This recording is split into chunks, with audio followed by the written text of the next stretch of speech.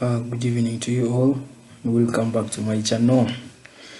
Alright, so in today's video, I'm basically going to be telling you and taking you through the different ways how we can create what we call a table of contents. Basically, a table of contents is that table that shows it's basically reference point. I think you've all come across a table of contents in textbooks, novels. It's usually that page showing the different chapters, sub-chapters, subtopics to be covered in that particular textbook or in that particular novel. Alright, so we have our sample document right here. Yes, we have our sample document. Now, what you're going to do, you're going to look for the headings and then the subheadings. So in my document, my first chapter is introduction. Chapter 1, introduction. Then under chapter 1, we have a subchapter. So we have chapters and then sub-chapters. And then we have a sub-chapter. I don't know whether you're getting me. We have a chapter, a sub-chapter, then a sub-chapter of a sub-chapter. Something like that.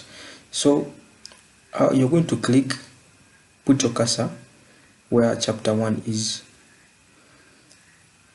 Place your cursor there. Then you go to home. You go to home and then you're going to look for where the headings are. I don't know whether you're able to see that. Come to home and then you look for where headings are. Now chapter 1 is going to be our heading 1. So you click on heading 1. I think you can see the adjustments that are being made. Now you right click on your cursor, right click under heading 1, right click, and then look for modify. So we are going to modify our heading to suit our preferences, right? We can make it bold. It is already bold. Then we can justify it. Justifying, that is placing it in the center. Then we can also decide to change the color. Let us stick with black. Then we can also put it in italics, and we can also make it underlined.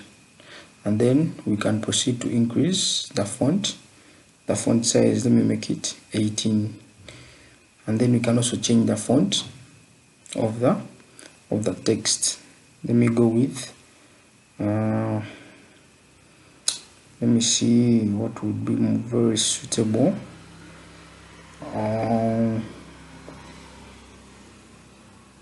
Let us use Bookman old style.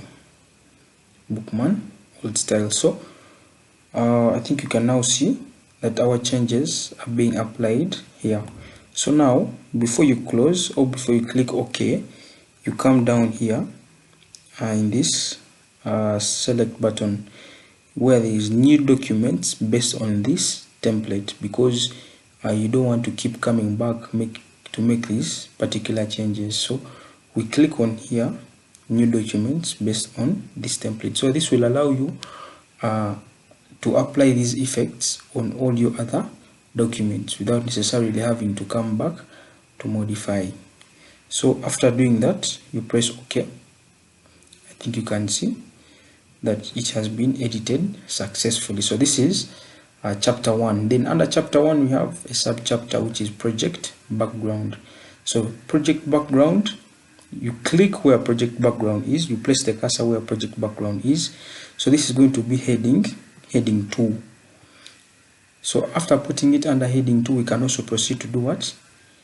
To modify. We said to modify, you right click on heading 2, right click, then you click modify.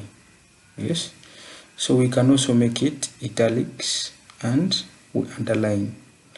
Increase the font to maybe 20.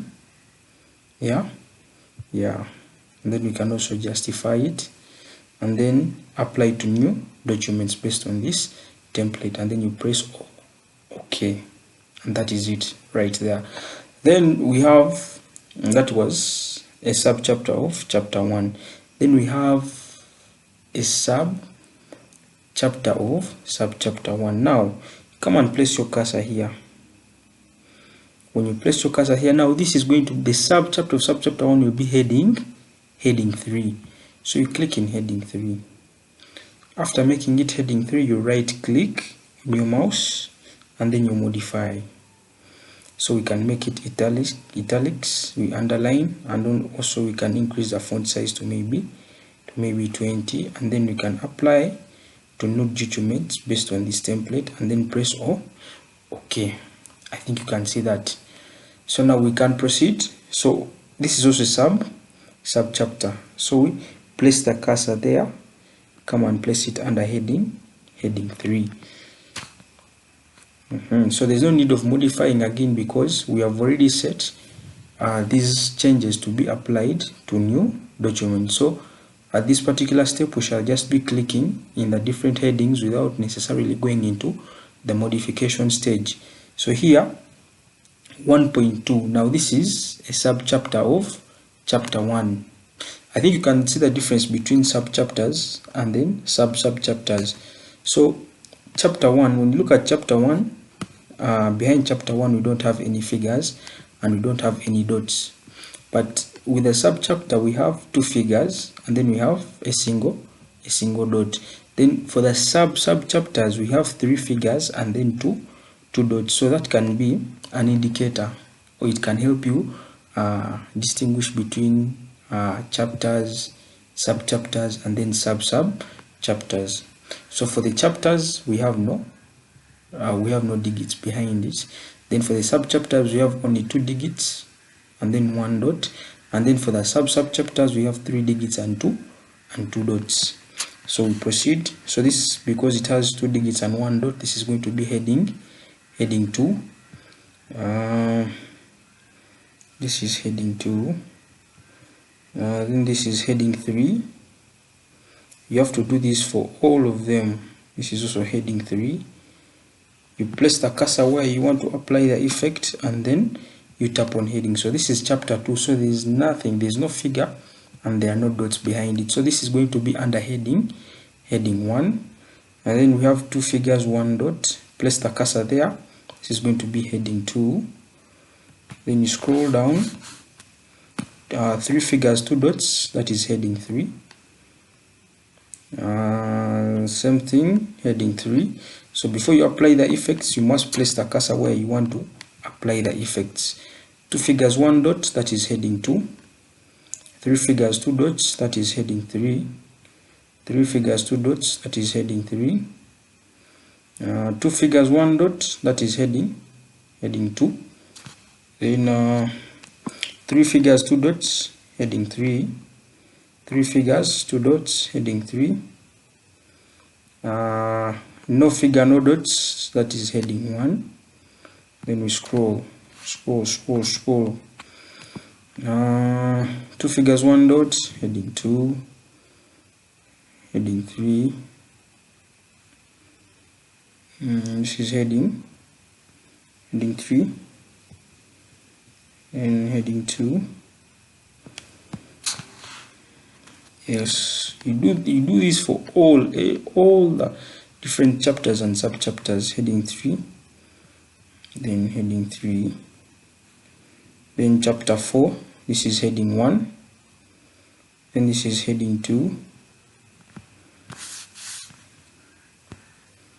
then this is heading 2, this is heading 1, this is heading 1, heading 2, heading 2, this is heading 3, heading 3, and this is heading 1, heading 2, heading 2, then heading 3, then heading 3, then references. Since there are no figures, no dots, these will all occur under heading 1, appendices, heading 1, appendix, heading 1, then this is also heading 1. So after applying onto all the different chapters and sub-chapters, you're going to scroll up on your document. You're going to scroll up on your document and you place the cursor where you want to put your table of contents. Now the table of contents must automatically come before the chapters. So meaning, what does that mean? That we have to create a blank page before we come to our introduction of chapter 1. So what you're going to do, you're going to place the cursor behind chapter 1, yes, and then you go to insert and then insert page break. So you click on page break and automatically it is going to create a page above the page having the chapter 1. So now after creating our page, you're going to come and place the cursor at the start of the page. Now the next step is placing our table of contents. So you're going to go to references, then under references on your left hand side you're going to see table of contents. Then you click on table of contents.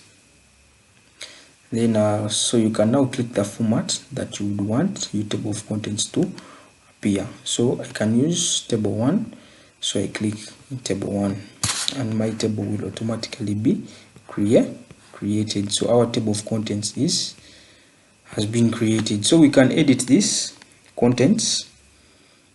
We can place it as heading 1 as well.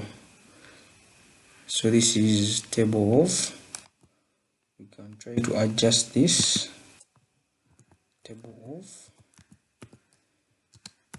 of contents. So I think you can see that our table of contents has been created successfully. Using chapter 1 introduction is on page 2, project background page 2. I think you can see that all our chapters and sub-chapters have been catered for. I think you can look at that and clearly see that all the chapters and sub-chapters have been clearly indicated and catered for in our table of contents. So what you do after creating the table of contents, you go back to references and then you update table, and then update. Here you click on update entire table and then you press OK, and the entire table will be updated accordingly depending on how you've numbered your pages. So basically that is it on how to create a table of contents. I hope you are able to pick something from today's session. So that is it. I remain yours, Asimo Regan. Stay tuned for my next video, and don't forget to like, subscribe and comment. Have a lovely evening.